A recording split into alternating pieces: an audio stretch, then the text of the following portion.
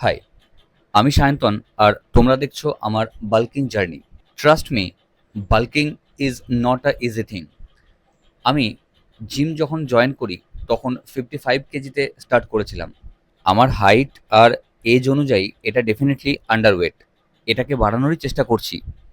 আজ তোমরা দেখছো আমি সারাদিনে কি কি ফুড ইনটেক করি। যেহেতু ক্রিয়েটিন নিচ্ছি, তাই সারাদিনে অ্যাপ্রক্সিমেটলি 4 থেকে 5 লিটার জল আমাকে খেতেই হয়। প্রত্যেকটা মিলে চেষ্টা করি 40 to 50 গ্রামস করে প্রোটিন কনজিউম করার, তার সাথে approximately 500 to 700 kilo calorie consume করার। বিশ্বাস করো, এই একই টাইপের খাবার রোজ দিন খেতে ভালো লাগে না, বাট এখন অভ্যেস হয়ে গেছে।